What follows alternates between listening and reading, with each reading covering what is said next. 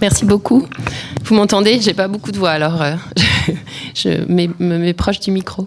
Alors merci aux organisateurs, on est très fiers et très contents d'avoir été invités pour vous parler de notre démarche d'éducation à la solidarité. Donc Terre des Hommes, en 2 mots, c'est une ONG qui a été créée il y a près de 60 ans en Suisse, et notre cœur d'action, ce sont les droits de l'enfant. Et donc en particulier autour de ce programme en fait, d'éducation en vue d'un développement durable et en particulier de la solidarité, ça fait à peu près 25 ans, notamment au travers de la marche de l'espoir que vous connaissez sans doute, qu'on a développé effectivement cet axe qui fait vraiment partie de notre stratégie parce qu'on croit très fort au lien à faire entre les enfants d'ici et les enfants du Sud. Alors, moi, je suis ravie d'intervenir après Éducation 21 et le DIP parce que, évidemment, tout notre programme d'intervention, il est vraiment basé sur le cadre que viennent de présenter Claudine et Catherine. Donc, à savoir le plan d'études. Donc, en l'occurrence, pour nous, le plan d'études roman, sachant que notre action est essentiellement centrée sur Genève pour l'instant. Et puis, tout ce qui va être, effectivement, les objectifs du développement durable, les compétences EDD. Enfin, je vais y revenir dans ma présentation. Alors, donc, je vais vous présenter rapidement un peu notre ambition, l'objectif qu'on se donne à travers ce programme, et puis notre démarche, l'approche qu'on a, donc un petit peu de théorie, avant de rentrer dans des cas plus concrets en vous présentant nos différentes animations. Alors, donc, notre ambition, comme vous pouvez le voir, elle est assez élevée. On s'est donné comme objectif de faire en sorte que la population suisse, et en particulier les enfants et les jeunes, puissent être des acteurs de changement. Ça, c'est un peu notre mot-clé. Et on croit en la capacité de ces jeunes de porter des actions et de mettre en œuvre des choses pour que le monde soit plus juste, plus solidaire et donc plus durable. Donc, historiquement, nos actions se déroulent dans un cadre scolaire. Historiquement, les classes primaires, en fait, et puis plus récemment au niveau du secondaire, de secondaire 1 et 2. Et puis au niveau du grand public, on va pouvoir toucher le public genevois à travers différentes manifestations comme Paléo ou la Nuit de la Science ou encore la Marche de l'Espoir. Mais notre cœur de cible sont vraiment les enfants et les jeunes dans un cadre scolaire, même s'il nous arrive d'intervenir également dans des maisons de quartier ou autres. Alors, notre démarche est la suivante. On s'appuie sur ce qu'on appelle notre SRA. Donc, l'idée, c'est d'avoir ce processus itératif entre de la sensibilisation, de la réflexion et de l'action. C'est très important pour nous d'arriver jusqu'à l'action pour justement mettre en mouvement, en fait, l'élève et l'enfant. Donc, l'idée, c'est, dans un premier temps, d'informer, de sensibiliser sur la réalité de vie d'enfants du Sud. Donc là, l'objectif, c'est pour nous que l'élève ici, que l'enfant, le jeune, puisse se sentir concerné par ce qui se passe ailleurs, puisse comprendre, puisse se tenir informé et puis découvrir une autre réalité. Dans un deuxième temps, on va lui fournir du temps, des outils, pour qu'il puisse vraiment comprendre les enjeux des thématiques qu'on aborde, donc toujours en lien avec les droits de l'enfant, et puis aborder aussi la complexité finalement de ces thématiques. Il n'y a pas une bonne réponse, il n'y a pas une seule cause, il n'y a pas une seule conséquence. L'idée, c'est d'aborder ces complexités, comme on a pu le voir tout à l'heure, qui ont été développées au niveau des compétences EDD. Et puis, le troisième volet, et ça, on y tient beaucoup à Terre des Hommes, c'est de mettre en mouvement. Donc, l'idée, c'est de passer à l'action. Donc, pour passer à l'action, il faut que l'enfant, déjà, il puisse se dire, qu'il se sente en capacité de passer à l'action. Donc, le message, c'est que chaque personne, vous dans la salle, les élèves en classe, etc., chacun à son niveau peut agir de façon concrète pour aller vers un monde plus juste et plus durable. Donc voilà, c'est un processus itératif, c'est-à-dire que c'est un peu jamais fini, mais on peut commencer par agir et puis après s'informer. Mais l'idée, c'est vraiment pour vraiment agir en conscience, quel que soit notre âge, il faut qu'on soit un minimum au fait de ce qui se passe et puis de comprendre pourquoi on a envie de bouger et qu'est-ce qui a du sens, qu'est-ce qui fait sens pour nous. Donc je vais rapidement, mais je ne vais pas m'attarder, mais on s'appuie donc sur un certain nombre de compétences EDD. Hein. J'en ai entouré 3, mais on aurait pu presque toutes les citer. L'idée là, voilà, par exemple, c'est d'ouvrir des perspectives. Hein. Donc au niveau des savoirs, l'idée c'est de pouvoir présenter des perspectives différentes aux élèves, peut-être différentes de ce qu'ils ont l'habitude d'entendre ou de connaître. Une autre idée, c'est de vraiment mettre l'enfant au cœur d'un processus participatif. Le changement, c'est maintenant, mais ça passe par les enfants. C'est-à-dire que si l'enfant est mis et a le choix de monter son propre projet, a le choix de définir ce qu'il a envie de faire, évidemment, ce sera plus porteur de sens et plus efficace. Et puis, comme le disait Catherine tout à l'heure, on travaille évidemment sur le système de valeurs. Donc, l'idée, c'est de évidemment pas juger, pas dire ça c'est bien, ça c'est pas bien, mais que l'élève puisse avoir des éléments pour se construire et confronter ses propres valeurs et se construire sa propre opinion. Donc au niveau tout ça se décline en principes pédagogiques. Pareil, on parle d'approche systémique, hein, montrer les causes des thématiques qu'on aborde. Pourquoi le travail des enfants, pourquoi la sous-alimentation, pourquoi des enfants ne vont pas à l'école, etc. Donc essayer de comprendre ça, et puis comprendre la complexité qui font qu'on en est là aujourd'hui. Pareil, l'empowerment, on en a déjà parlé. Et puis, on aime beaucoup ce principe-là de dire qu'on s'oriente vers l'action. Hein. Donc, on travaille, on met l'enfant en situation, s'il a envie, de pouvoir agir. Donc, juste quelques chiffres pour illustrer notre démarche. Donc, chaque année, on sensibilise, on informe à peu près 60 000 personnes, notamment sur Genève. Donc, ça se passe à travers nos supports de communication, des manifestations et notamment la Marche de l'Espoir. Après, on a donc développé des outils, donc des animations dont je vous parlerai tout à l'heure, des outils pédagogiques également qu'on propose aux enseignants et aux élèves pour pouvoir approfondir la thématique vue en classe.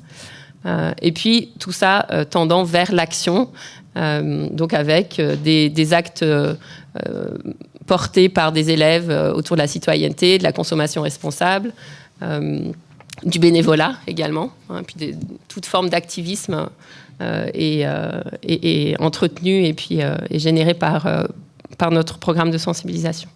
Et donc tout ça a comme objectif une évolution durable des comportements. Et c'est là où on parle, nous, beaucoup de petites graines qu'on sème et qui vont fleurir un jour, on ne sait pas trop comment. Donc, c'est quand même très difficile d'estimer quel est l'impact, en fait, de ce programme d'éducation en vue d'un développement durable ou de solidarité. Et tout est là, en fait. Hein. Aujourd'hui, on sème des graines auprès des élèves, on leur permet de prendre conscience d'un certain nombre de choses, on leur permet d'agir, mais qu'est-ce qui restera derrière une fois qu'ils seront adultes et citoyens et électeurs et puis citoyens du monde en fait.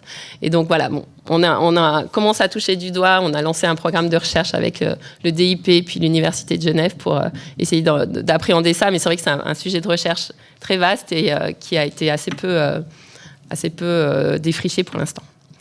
Voilà.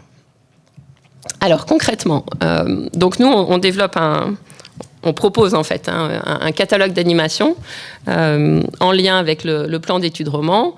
Donc c'est-à-dire que dans chacune des animations qu'on va développer autour des droits de l'enfant, développement durable, citoyenneté, donc il y a une assise en lien avec le programme hein, que les enseignants sur lesquels les enseignants s'appuient.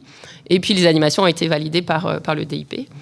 Et ces animations, elles sont vraiment pensées dans une approche globale. Et ça aussi, on y tient énormément. Et c'est ce qui fait notre valeur ajoutée, en fait. C'est-à-dire qu'on parle aux élèves, ici en Suisse, de réalité de vie au Sud. Donc nous, on a une cinquantaine de projets dans 10 pays du Sud.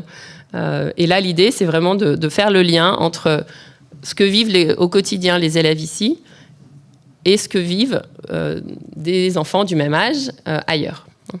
Donc, par exemple, on a développé une animation autour de l'alimentation. Donc là, on fait le lien entre ce que j'ai dans mon assiette au quotidien et puis ce que d'autres enfants ont dans leur assiette ou pas ailleurs. On a fait cette animation autour du téléphone portable. Donc là, on parle de l'or, en fait, contenu au sein du téléphone portable, et ce qui nous permet d'évoquer le travail des enfants dans les mines d'or au Burkina Faso ou au Pérou, et l'accès à l'éducation. Donc à chaque fois, on s'ancre sur une réalité vécue par les élèves ici pour éveiller leur intérêt, susciter leur curiosité, et pour derrière développer un certain nombre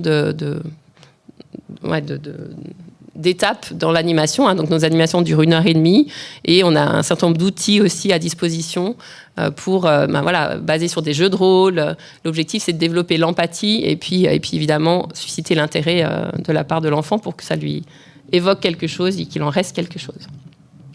On a aussi, Romain Deswatt a été largement évoqué, mais on a aussi cette animation donc, qui est un programme d'énergie solidaire.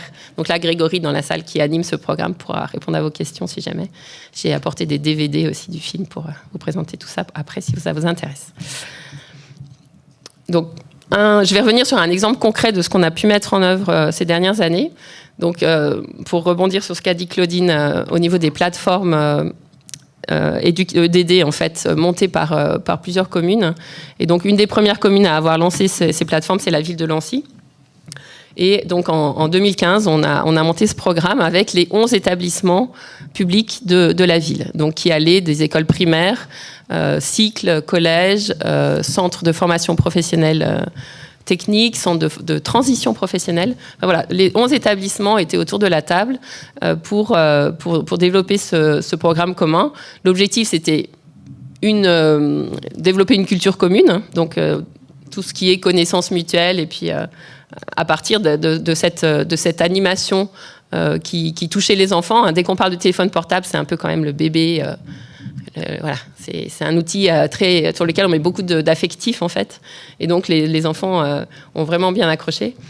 Et donc voilà, on a eu 1700 élèves sensibilisés qui ont reçu donc la même animation autour du téléphone portable. Donc évidemment adapté à l'âge, c'est-à-dire qu'on ne parle pas de la même façon et avec les mêmes outils à des enfants de 8 ans en primaire ou au collège. Donc voilà, les 1700 ont reçu la même animation. Et puis après, on a organisé, donc avec les établissements organisés, et les élèves étaient mis en avant pour ça, donc notamment avec l'école d'électronique du centre de formation professionnelle technique, donc les apprentis, donc, qui avaient 16 ans, 17 ans. Chaque apprenti a accueilli deux enfants du primaire en fait, pour compléter ce qui avait été dit dans l'animation, donc évidemment sous un volet plus technique, donc pour décortiquer un téléphone, et finalement on parlait d'environnement, on parlait de recyclage, etc. Et là, l'idée, c'était vraiment de valoriser la filière d'abord, de faire découvrir un métier aux plus jeunes. Donc, il fallait voir les mines complètement ébahies des petits devant un grand frère. Il n'y avait aucune fille donc que des garçons dans cet atelier d'électronique. Mais voilà, devant le grand frère qui explique voilà, comment on répare un téléphone, ou voilà ce qu'il y a à l'intérieur. Attention, ça c'est hyper toxique, donc il faut pas le mettre à la poubelle. Enfin voilà, il y avait vraiment le message, et chaque apprenti avait préparé son propre message. Et donc il y avait cette initiative, cette liberté laissée à l'apprenti pour expliquer son savoir-faire et puis valoriser sa compétence un peu de pédagogue. Et donc ça, c'était vraiment chouette. On a aussi eu des collégiens, des collégiennes volontaires qui sont venus co-animer avec nous en classe auprès des classes des enfants primaires. Donc l'idée, c'était aussi qu'avec leurs mots, des plus grands puissent expliquer à des plus petits ce qu'ils avaient compris du message, et puis porter par eux-mêmes ce message. Donc ça, c'était vraiment riche. Les enseignants nous ont fait un feedback en disant voilà, on a découvert un peu nos élèves à travers ces échanges. On les a vus avec un autre regard. Certains élèves un peu introvertis se sont complètement ouverts dès qu'on les a responsabilisés et on leur a donné l'opportunité de valoriser finalement leurs compétences. Donc voilà, au-delà de projets comme ça qu'on peut porter régulièrement avec les plateformes communales, donc effectivement prochainement avec Versoix, avec Honnay, etc. On a chaque année donc cette marche de l'espoir qui est très ancrée au niveau genevois. Donc à chaque année, c'est une nouvelle thématique, c'est un nouveau pays mis en avant auprès de 30 000 élèves du canton. On a aussi donc cette animation alimentation avec le petit dernier né, une animation chocolat équitable. Et toutes ces animations sont vraiment en lien avec ce qu'on connaît de ce qui se passe dans les pays du Sud, hein, et en lien avec les droits de l'enfant.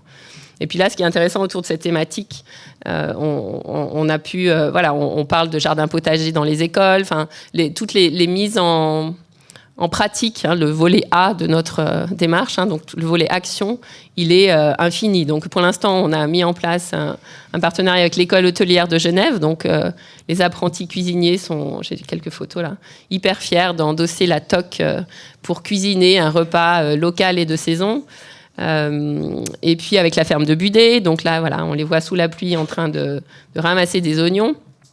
Donc tout est dans l'idée de faire toucher du doigt aux élèves ce que ça veut dire, qu'ils puissent mettre en œuvre en fait ce qu'ils ont pu voir en classe, mais le sentir avec leur propre corps et puis leur esprit, et puis expérimenter en fait. Hein. On est vraiment dans l'expérimentation pour laisser une trace durable.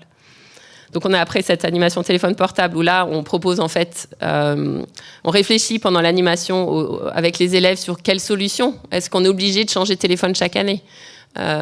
Quelles solutions on peut mettre en place pour éviter un peu cette surconsommation qu'on a dans nos pays riches. Et donc une des pistes, hein, c'est on collecte de téléphones qui dorment dans les tiroirs pour leur donner une seconde vie. On a aussi une exposition qui est mise à disposition des élèves pour qu'ils puissent en parler au sein de leur établissement ou dans leur quartier.